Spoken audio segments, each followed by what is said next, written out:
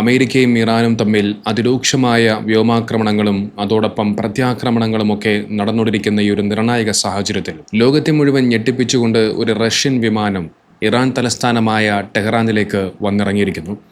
അത് വെറുമൊരു സാധാരണ ഒരു വിമാനമല്ല.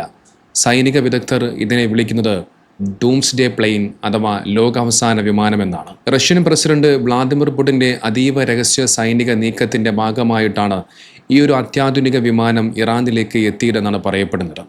ഇത് ട്രംപിനെയും ബെഞ്ചമിൻ നെതന്യാഹുവിനെയും ഒരുപോലെ അക്ഷരാർത്ഥത്തിൽ ഞെട്ടിപ്പിച്ചിരിക്കുകയാണ്.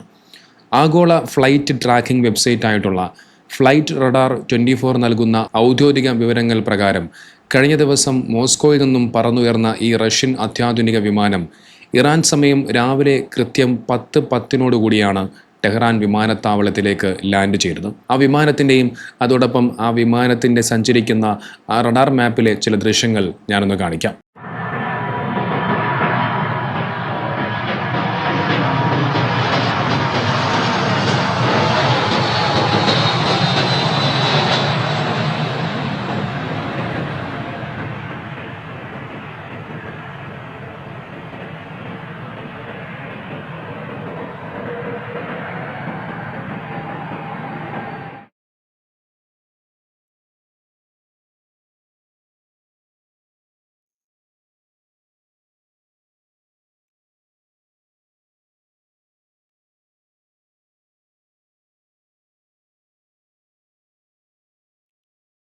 Team 700 report, sending on Persimmon.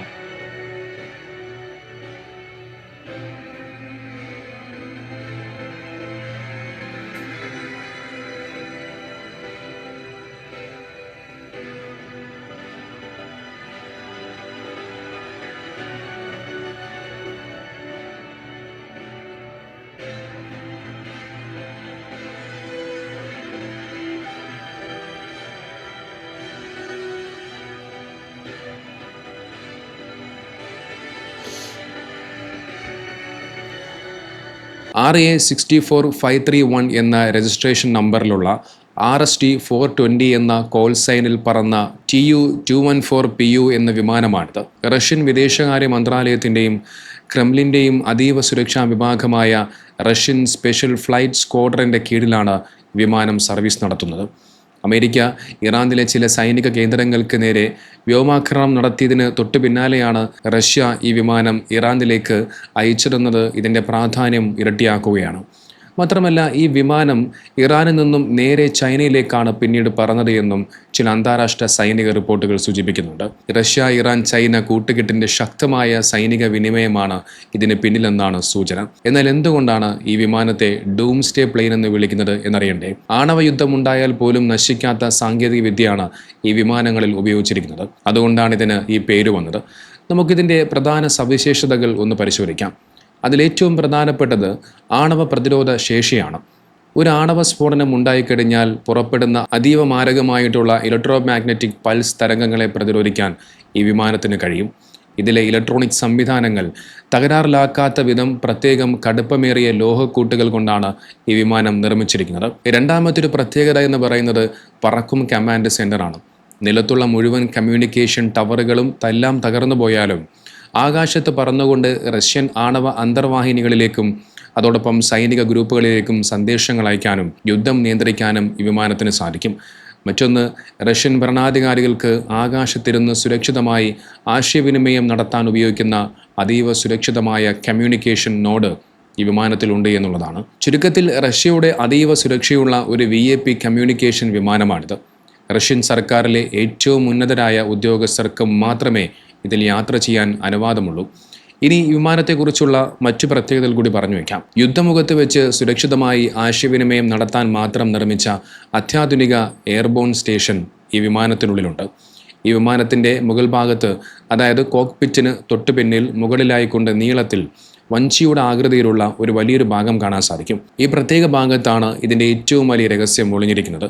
ഉപഗ്രഹങ്ങളുമായി നിരന്തരം ബന്ധപ്പെടാൻ സഹായിക്കുന്ന അത്യാധുനിക സാറ്റലൈറ്റ് കമ്മ്യൂണിക്കേഷൻ സിസ്റ്റവും അതോടൊപ്പം അതീവ സുരക്ഷിതമായ എൻക്രിപ്റ്റഡ് ഡാറ്റ ലിങ്കുകളും ഒക്കെ അടങ്ങിയിരിക്കുന്നത് ഇതിനുള്ളിലാണ്. ഇത് കേവലം ഒരു യുദ്ധവിമാനം മാത്രമല്ല, മറിച്ച് റഷ്യൻ പ്രസിഡന്റ് വ്ളാദിമിർ പുടിനും മറ്റു ഉയർന്ന ഉദ്യോഗസ്ഥർക്കും യാത്ര ചെയ്യാനുള്ള ലക്ഷറി സൗകര്യങ്ങളും ഇതിനകത്തുണ്ട്. സുരക്ഷിതമായ ബെഡ്റൂമുകൾ, കോൺഫറൻസ് റൂമുകൾ, അത്യാധുനിക സുരക്ഷാ സംവിധാനങ്ങളുള്ള വർക്ക് സ്റ്റേഷനുകൾ എന്നിവയെല്ലാം ഈ വിമാനത്തിൻ്റെ ഉള്ളിൽ സജ്ജീകരിച്ചിരിക്കുന്നു എന്നുള്ളതാണ്. അതുകൊണ്ടാണ് പ്രതിരോധ വിദഗ്ധരൊക്കെ ഇതിനെ ഫ്ലൈയിങ് ക്രെംലിൻ അഥവാ റഷ്യൻ ഭരണകൂടത്തിൻ്റെ പറക്കുന്ന ആസ്ഥാനം എന്നൊക്കെ വിശേഷിപ്പിക്കുന്നത്. അതോടൊപ്പം യുദ്ധസമയത്തൊക്കെ ശത്രുരാജ്യങ്ങൾ പ്രധാനമായും ഉപയോഗിക്കുന്നത് ഇലക്ട്രോണിക് ജാമറുകളാണ്. എന്നാൽ ഈ വിമാനത്തിന് ശക്തമായ ആൻറ്റി ജാമിംഗ് സാങ്കേതിക വിദ്യയുണ്ട്.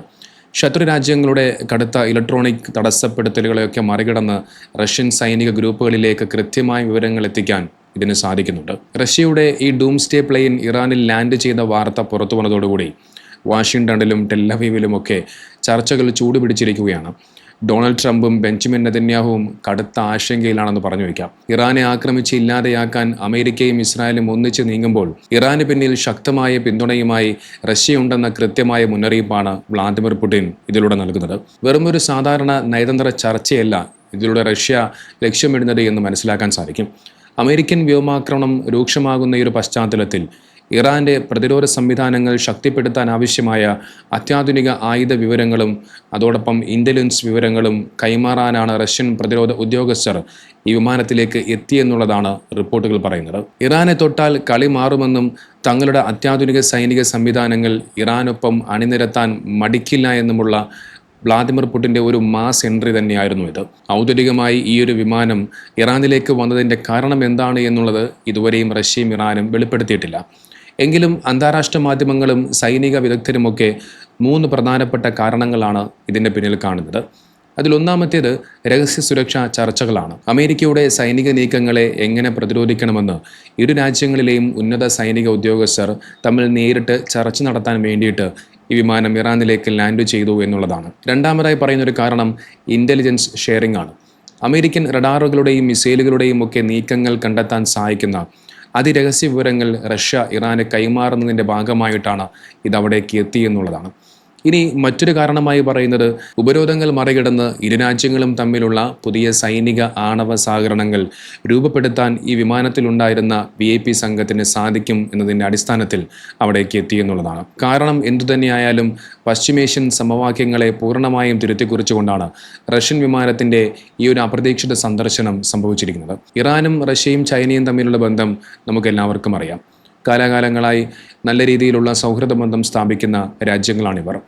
അതുകൊണ്ട് തന്നെ ഇറാനെ തൊട്ടുകളിച്ചാൽ അതിലേക്ക് നേരിട്ട് തന്നെ റഷ്യയും ചൈനയും പങ്കാളികളായി മാറുമെന്നുള്ളതിൻ്റെ സൂചനയാണ് നമുക്കിതിലൂടെ കാണാൻ സാധിക്കുന്നത്. കഴിഞ്ഞ കുറച്ച് ദിവസങ്ങളിലായി ഗൾഫ് രാജ്യങ്ങളിലുള്ള അമേരിക്കൻ സൈനിക കേന്ദ്രങ്ങൾക്ക് നേരെ അതിശക്തമായ ആക്രമണമാണ് ഇറാൻ നടത്തിക്കൊണ്ടിരിക്കുന്നത്. അതോടൊപ്പം അമേരിക്കയുടെ ആക്രമണങ്ങൾ ഇറാനിലെ പല ഭാഗങ്ങളിലും ഒക്കെ നിരന്തരമായി നടക്കുന്നുണ്ട്. എന്തായാലും ഈ യുദ്ധത്തിൻ്റെ പോക്ക് എങ്ങോട്ടാണ് എന്നുള്ളത് ഇനി കണ്ടു തന്നെ അറിയണം.